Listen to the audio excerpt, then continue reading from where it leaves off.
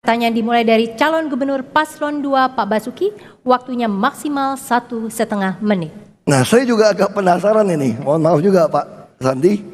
Antara Pak Sandi dan Pak Anies kalau di berita saya agak membingungkan soal 0 rupiah, dari 0% 0 rupiah untuk pembelian tanah.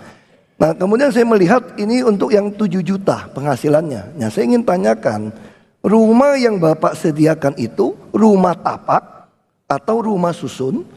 Lalu untuk orang berpenghasilan 7 juta atau 3 juta? Karena Pak Sandi juga bilang orang yang gaji 4 juta ke bawah nggak bakalan mungkin beli rumah di Jakarta. Ini fakta. Lalu nggak mungkin rumah tapak karena tanahnya mahal. Ini adalah rumah susun. Nah, ini yang saya agak membingungkan. Sama kita tadi kan bilang tidak adil. Justru kami mengadministrasi keadilan sosial. Misalnya di Krukut, kenapa kita pindahkan dia dengan rumah yang lebih baik? Karena dia nggak mampu beli rumah, maka kita sediakan rumah susun. Dia sewa mahal, bisa 600 ribu, 700 ribu. Maka kami itu nggak sewa. Kamu kalau punya apartemen, biaya rawatnya itu ukuran 36 bisa 800 ribu. Belum sewanya. Nah, makanya kami membuat pola yang berbeda. Makanya saya ingin tegaskan dari Pak Anies dan Pak Sandi, rumah yang Anda bangun rumah tapak atau rumah susun untuk berpenghasilan 7 juta atau 3 juta. Karena dia bilang nggak mampu. Saya kira itu. Terima kasih.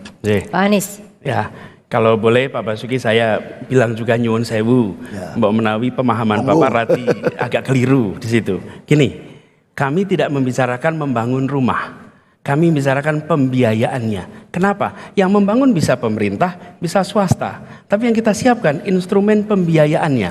Kenapa instrumen pembiayaannya ini penting? Karena justru warga siapa saja bisa kemudian membeli rumah. Pilihan mereka tentu bervariasi. Bisa rumah tapak, bisa rumah susun dengan range harga yang bervariasi. Jadi bukan kita berbicara membangun rumah. Di situ letak bedanya. Kalau kita berpihak pada rakyat kebanyakan, maka kita carikan solusi agar mereka bisa mencari pilihan sesuai dengan yang mereka maui. Tapi kalau kita hanya top down, mengerjakan yang mudah, cukup bangun rumahnya, lalu minta mereka untuk masuk. Di situ perbedaan mendasarnya. Tanggapan balik dari Pak Basuki. Tidak menjawab yang saya tanya sebetulnya. Makanya sama seperti kasus Kali Krukut. Kenapa kita mau dorong ke rusun? Karena menurut penelitian dari PBB, ini semua sudah ada aturannya. Rumah minimal tuh 36 ukuran yang paling sehat. Yang Bapak bilang nggak adil di Krukut, tuh Bapak dia terlalu sempit.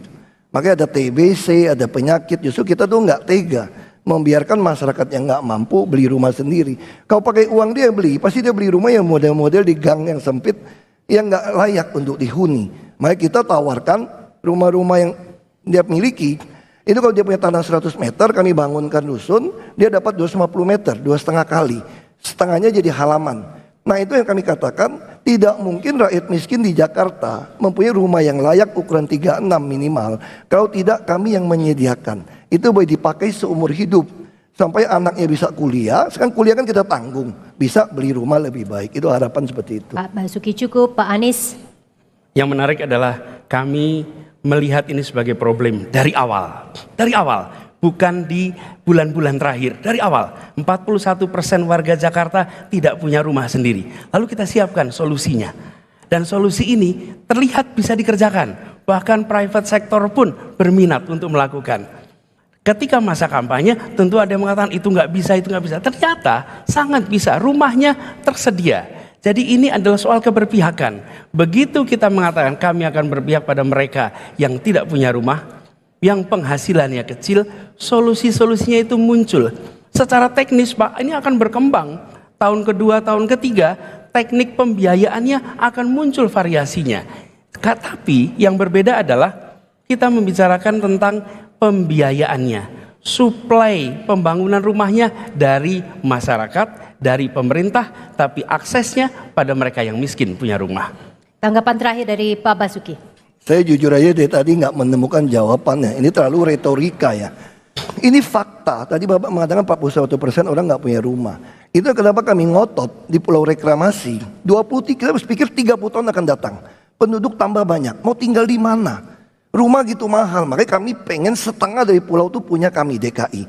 Sehingga kami bisa membangun anak-anak muda, orang miskin bisa tetap tinggal di pulau. Tapi itu rumah yang kami subsidi. Kami sediakan inkubator, nggak usah bayar, hanya bayar pemeliharaan. Itu yang kita lakukan. Pak Basuki, kita cukupkan sampai di sana dan kita tepuk tangan